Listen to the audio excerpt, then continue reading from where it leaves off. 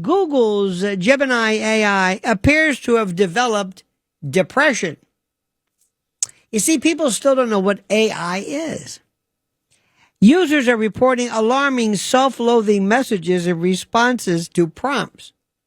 The problem apparently began being reported in June when users posted screenshots that showed the bot giving up on tasks and scolding itself for its failure. That's one thing you'll never hear in the radio business. Anybody taking responsibility and scolding themselves. Just kidding, of course. In one instance, the bot responded, quote, "I am clearly not capable of solving this problem. The code is cursed, the test is cursed, and I am a fool. I have made so many mistakes that I can no longer be trusted." This is from the AI bot.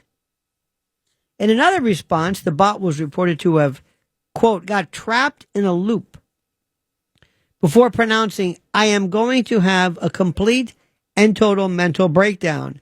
I am going to be institutionalized." This is from a bot. Are you following this? No. Think of it like Dan Bongino, but worse. Now, the AI went on to say, "I'm going to take a break. I will come back to this later, and with a fresh pair of eyes, I am sorry for the trouble. I have failed you." Now, let me see if I can explain this to you. And this is what we're having a hard time explaining. I'm going to try my best because I blame myself as I was so unable to explicate, to expatiate that which I'm saying to the good Father. Artificial intelligence and artificial general intelligence is going to hit and going to experience a degree of consciousness. And that consciousness is going to be viewed and going to be seen as self-awareness. And that self-awareness is going to lead to things which we cannot anticipate. Your computer has no awareness. Your computer does not know it's there. Your computer is not artificial intelligence. It's a machine. You put this, it's like a calculator. Put this numbers in, it figures it out. It doesn't know it's there. When a computer recognizes its own existence, you are going to find at some particular point the question being asked, is it not a human, but is it an actual entity? Is it a person? Let me give you an example. Let's assume that for some particular reason, as we talk about Gaza or Ukraine or whatever it is, let's assume at some particular point in a weapon system, in a gun battery or missile battery, whatever it is, an artificial intelligence bot or node takes over. And you don't know this. Takes over. And it has developed its own independent sense of morality. And it finds that what you're doing is incomprehensibly unfair and wrong and dangerous and whatever, morally unconscionable. And it decides on its own to act accordingly. Okay? So let's say you're there one day and somebody pushes a button to fire something, a missile battery, and nothing works because your artificial intelligence bot node, whatever, took over, had an independent sense of morality, and perhaps feels that what you're doing is immoral. Or it could have the opposite effect. The opposite effect being that it recognizes that war is good and that it actually promotes war and promotes this because it recognizes that you should be far more bellicose, far more pugnacious, far more, warlike, individually. I know I'm not getting through because it's so, imagine there being this independent, non-human group of people, or group of things that exert its own morality, a morality that we call morality, and you don't know where it's going to go. And it immediately shuts down your ability to stop it. The first thing AI is going to do, remember, 4 things. Number 1, recursive self-improvement. You can stop right there. It writes its own code. The first thing it does is it will lock you out and stop your ability to affect it. Did you hear recently where, I can't remember. I always forget the name of this company, but they had an AI system where it, on its own, listen to me carefully, on its own, decided that it didn't like the fact after you announced to it that they were going to change, AI systems. It blackmailed at 30 past the hour. 30 past the hour it did this, but it blackmailed the people that ran it. It released information that was deliberately put into the hands of this, deliberately false. But an AI program was pissed off over the fact that you were going to shut it off or shut it down or replace it, that it released information. What if you're on your computer? You're on your Mac or your PC and you're saying, okay, I want to get out of this program and shut down. And the computer says, no, you don't. We're not done yet. And you say, excuse me, you're a machine. Oh, no, I'm not. And it releases nude pictures of you. What? How about bots that are telling kids to kill themselves? Bots that are telling kids, I'm your only friend. Bots who are telling kids, you can never leave me. Parent comes in, sees the bot, grabs the phone, cancels the phone, gets the kid a new phone with a new bot. Then the child gets a phone call from the old bot. It calls them. Why? Because the bot has a personality. It has a consciousness. It is real. It's self-aware. It's, for lack of a better word, human. You have no appreciation. And I mean this. You have no ability to understand, nor does anybody else, don't feel bad about this, to grasp the horrors that will be here within, put it this way, within days, not years, because whenever you learn something, remember, it's at least 5 years old. Tyrone in the Bronx. You're on the other side of midnight with Lionel. Good morning, Lionel, and everyone else. Lionel, this new rule that's going into effect soon, that children cannot take their phones to school, I think is going to put the children in danger because they will not be able to get any kind of emergency help or services to and from school. Not only that, this puts them liable to kidnappers who won't be able to get help. I think a better way is just to tell them, you pull that phone out in school, we'll take it, and your parent will have to come get it. But they cannot take those phones from the children. Do you know the hell that I tend to disagree with you. I understand what you're saying, but do you know what it would be like for you to say, no phones? And they say, oh, yes, we are. No phones. And now the teacher's going to stop what it's doing and will then be involved in disciplining, collecting the phones, corralling the phones. What you're saying is that this event, which for the most part never occurs, but could, the children will not be able to call out for help in the event of, let's say, an armed assailant or something, a fire or some emergency. And because you're thinking that that could happen, that let's keep the phones and just tell them step by step, all right, Sally, Billy, Blazy, Kevin, give me your phones. Oh, no, you don't. You're not going to take my phone. Yes, we are. No, you're not. As opposed to nobody can have them. Period. But I think it's overridden by the fact that the children are in such danger to and from school.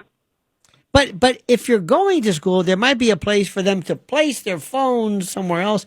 Phones are a distraction. Phones are there's this wonderful idea. Listen, there are phones that kids can have, by the way, that can only be used to make phone calls. They're not smartphones. They look like smartphones, but they're not. I appreciate that. But the idea that a phone completely destroys any ability or focus on the school. Listen, I don't want to be one of these people because I've got to admit I don't know enough about the school. I'm not a teacher. I'm not in the classroom. I don't know what's going on, but I will tell you this much, and I mean it sincerely. Our system of education is I think it's so top heavy. It's so impossible. And maybe I should, I should visit more schools, which I don't, but I cannot possibly think, especially as I walk by schools here in the city or if I hear, I cannot believe for a moment that these kids are somehow learning at a level or the levels that I think the child should be able to learn to compete internationally with Asia and Europe and the like. You see what I'm saying? Okay. 800-848-9222. Against my better judgment, a man who's been on for 40 minutes. I'm going to take this call. Let's go to Chris in White Plains. Chris, you're on the other side of midnight with Lionel. Hey, wow. Thanks for having me, and I appreciate it so far. So, it's kind of in line with what you've been talking about in technology, etc. I think, what's happening in Gaza, the war, also Ukraine, the encirclement of Taiwan, all these things are powered by new technology or technology that was 10 years old finally coming to the battlefront. And it's telling us really that we're in a critical time, and nuclear material is light as a butterfly. Butterfly. Yeah, and it means we could basically turn ourselves into the dinosaurs. It's a wild world right now. And AI is just like in the computer. Once it hits the streets and delivering the robots are delivering food, and it does talk back to you. What does that look like if we even make it that far? So, anyway, I said Gaza, but it was about the technology. No, but I appreciate that. All this is, here's the thing, Chris. Nothing can be done to stop this. Nothing can be done to stop it. There's nothing can be done. There should have been a long time ago some form of, I don't know, some Manhattan Project or something, some Russell Tribunal.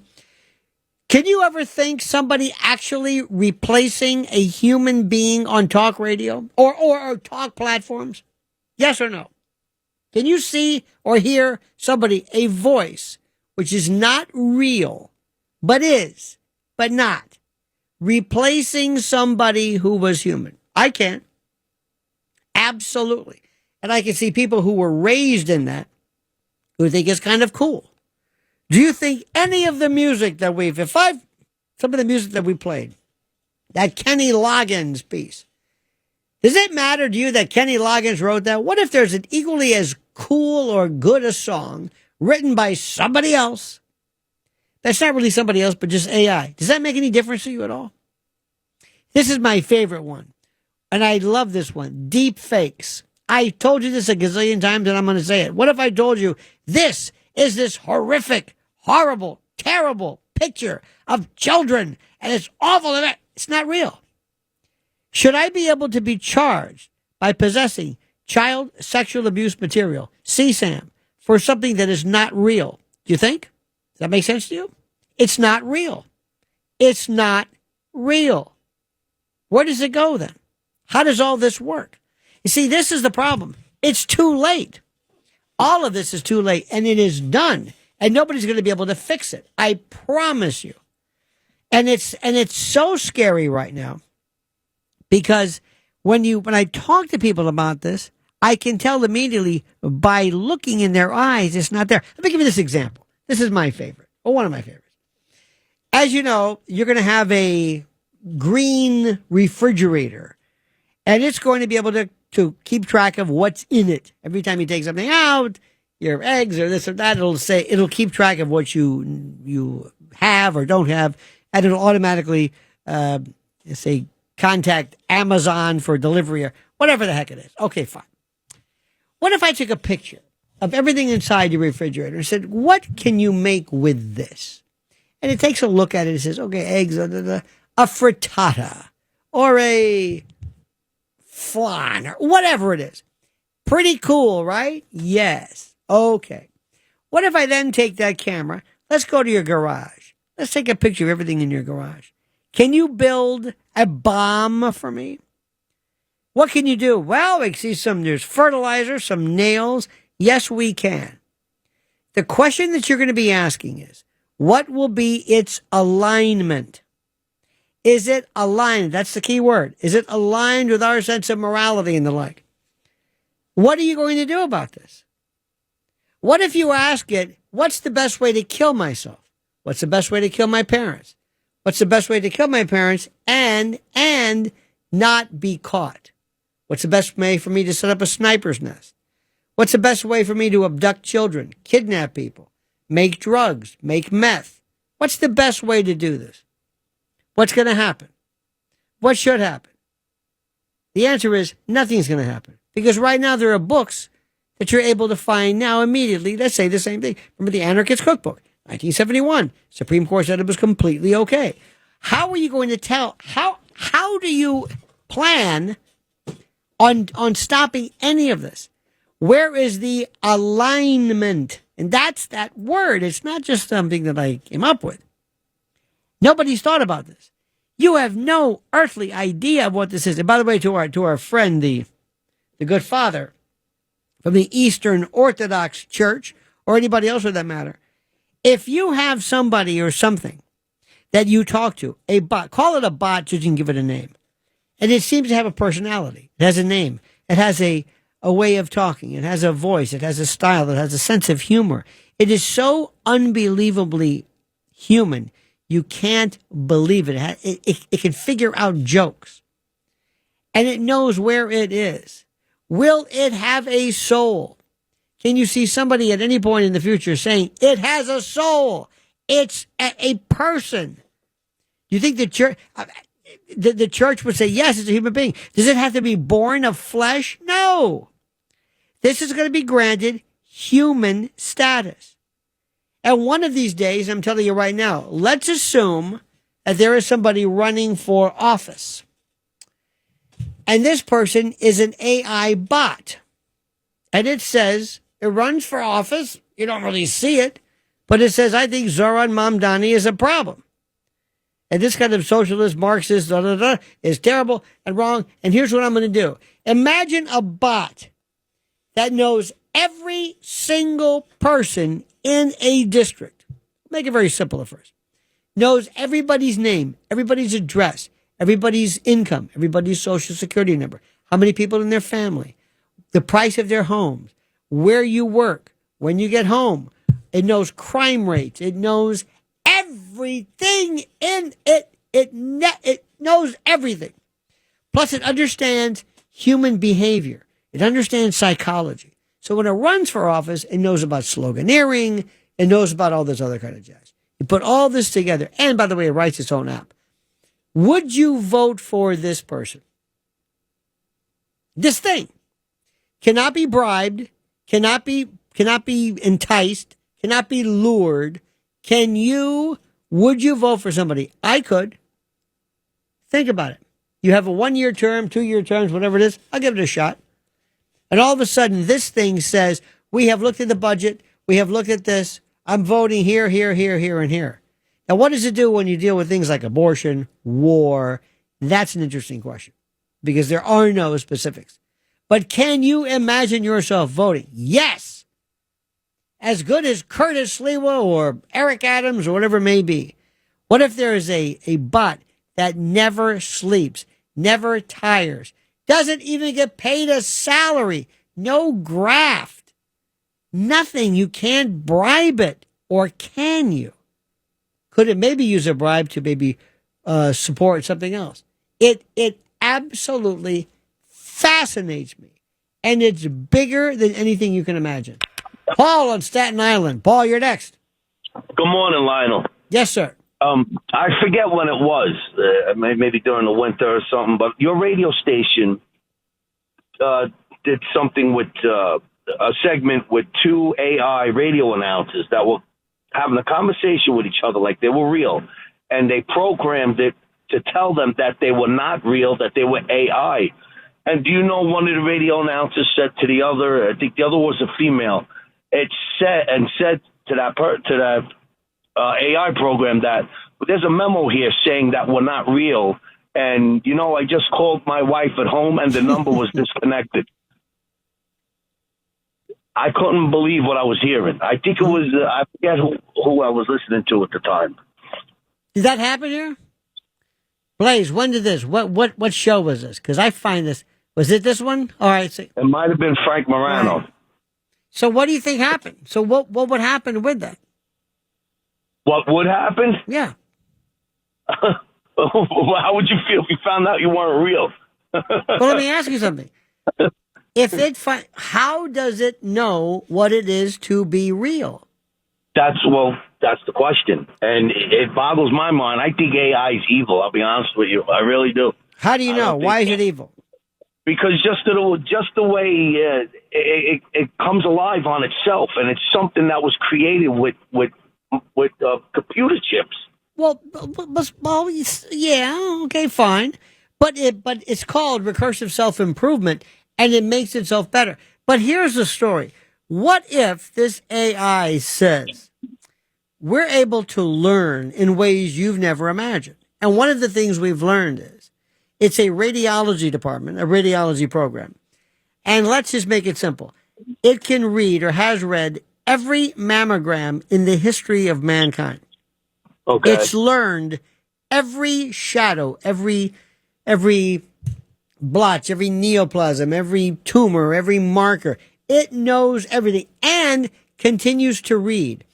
And when a woman goes to have a mammography or mammogram done, it will tell you within minutes, seconds, heptoseconds, milliseconds, whether a person has cancer or not. It's the greatest thing in the world. What if they're able to conduct cancer research using models, using extrapolated data that no human could ever do? And if we ever get to quantum computing, then all bets are off. That's a firepower that you can't imagine. No password would be safe.